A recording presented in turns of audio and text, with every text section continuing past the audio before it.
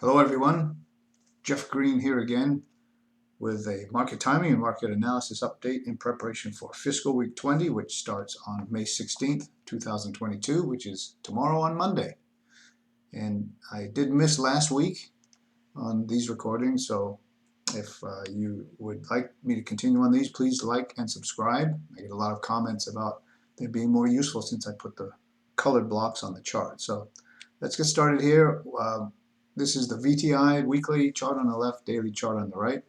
And in real time here, I'm going to update what I think is likely to happen in the market. I'm going to drag this weekly chart so we can see it a little more clearly. Whoops, hold on a second.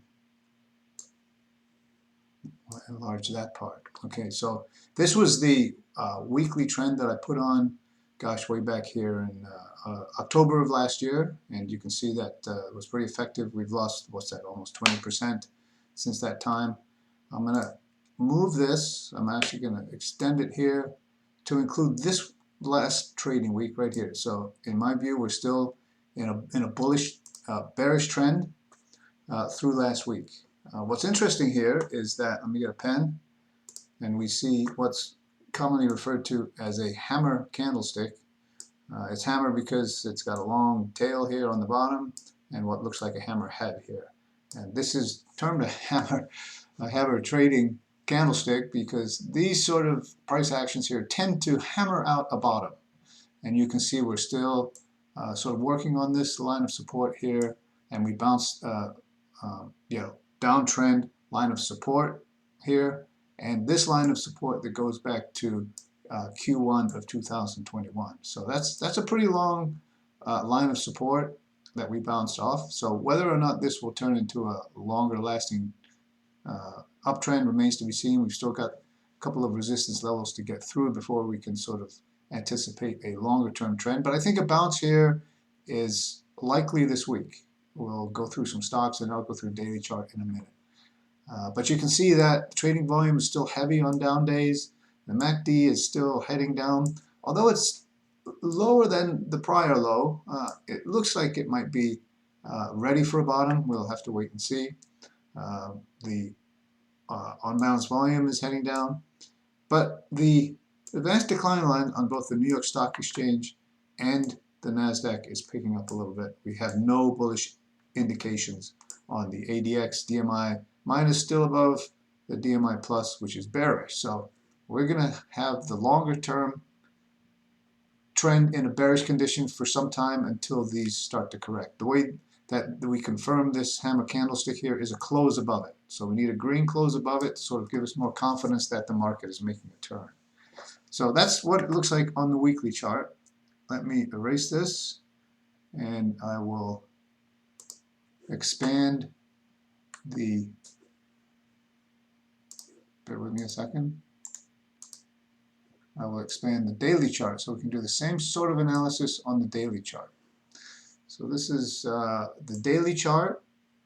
I'll expand these a little bit. So Monday had stock prices plunge Monday as interest rate concerns continued to cause dumping of stocks. You can see that occurred on higher volume, which is kind of worrisome, but not extremely high volume. And then sort of the down week all week until we hit this line of support that I talked about on the weekly charts, and then we got this bounce off and an even higher bounce off on Friday. Now what concerns me about this chart is there's no volume here at all.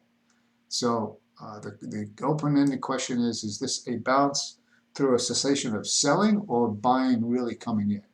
Can't really tell until we see what's going to happen next week. But we do see perhaps a bottoming of the MACD. If I can expand these a little bit. Hold on, let me see if I can expand these a little bit. No, it's not going to let me expand it. But there is some life showing in the on-balance volume. There is some life showing in the advanced decline lines, and especially on the NASDAQ. You can see here this green line is starting to come up above the average. I'm sorry you can't see the bottom of these. I'll try and adjust them better for next week's video. But we do not have a bullish indication on the ADX, even though we see the DMI plus heading towards the DMI minus. So maybe we'll get across this week. I'm not really sure. Nobody really knows what's going to happen until it happens. But let's take a look at this price action here. And I want to go through a few things that might make sense to regular watchers. So we've got the 3x8 sort of heading towards the 3-day moving average heading towards the 8-day. Cross over here would be a bullish indication. So what I'm anticipating this week is what might happen. We might get a bounce up into this area where we might hit some resistance and then come down. Hopefully create a higher low, which would potentially create a launching pad for a more sustainable rally here. We need to get above these sort of trend lines. You could draw another trend line here, but I haven't put it on my chart for this week. But you can see if you draw that trend line here, you get all sorts of resistance right at this level. So I think that if you watch this week, you might find a bounce up to this level. What happens beyond that is anybody's guess. But I think the technicals are right for at least a short-term bounce. I think this works out to be about 7 or 8% from where we are today. So I'm looking for a bounce, and I have some stocks lined up that I'd like to review with you. These 5 stocks that come off the let me get my pointer here. I'm going to drag another chart over here. These are 5 stocks that are in the strongest sectors, at least technically and earnings-wise. We're going to take a look at DMLP, which is currently on the chart, which is in the petroleum sector. It had a huge day Thursday and Friday. Bounced off this low here, and excuse me, let me get my pen back. On just huge volume. That's 2 to 3 times average trading volume. MACD's jumped up. The on-balance volume is moving up, and then we've got this cross here on the ADX. So we now have the DMI plus above the DMI minus, all very bullish signs. Now, you would say that this is overbought. It bounced up above this level of resistance. So you might see a pullback in here. I would wait for a pullback, but I think DMLP would be a good stock to watch. Let's look at the next one here, which is some utility stocks. We're going to look at NI, which is a gas utility stock. You can see here that it bounced off from a bottom at this level. Not on real strong volume, so if this continues, it might be a weak bounce, but I think this is a stock that deserves some attention. Let's look at CMS, which is another utility stock, this time an electric stock. Now, you can see here I'm much more like this volume. There's a jump in volume, although it's not as significant as you might want. MACD's getting better, on-balance volume's moving up, and of course we're just starting to see this cross on the ADX.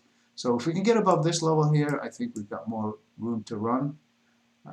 So that's what I think of CMS. And remember that all these defensive stocks are called defensive stocks because they tend to maintain their value even when the broader market is going down, because after all, everybody needs heat and electricity or air conditioning and electricity, and you're not going to turn yours off, probably not until things get really, really bad. Anyway, let's take a look at ED, which is Con Edison. They're another electric utility.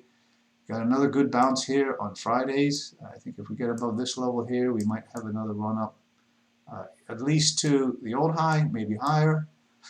Got some pretty good volume. MACD turning up. Let's see, we don't have a cross yet on the ADX, but that might happen this week. If we get that cross here, I think we'll get more impetus for a move up. So that's the utility stocks. I want to take a look at one stock out of the electronic sector, and that is called RELL. Not a household name, but earnings went well, and you can see on huge volume here on Friday, it moved up out of this sort of base here, closed above this level of resistance. We got a positive cloud in the future, which is very positive. On the weekly chart over here, you can see the same sort of bounce up from a trend line here. Oops. And you know I'm a trend line follower. If it's not an uptrend, I'm not buying. We got a good week, above average volume. And remember, this volume here was only indicative of Friday's volume. So if you have another good week of volume, you could see some huge volume on a weekly basis. MACD, momentum pointing up. and the DMI plus and DMI minus cross, gosh, it's even off the chart. So this is a very strong stock with the momentum to carry forward in this next week of trading. So I hope that helps. Please like and subscribe, and we will talk to you next week. Have a great week trading. Bye-bye.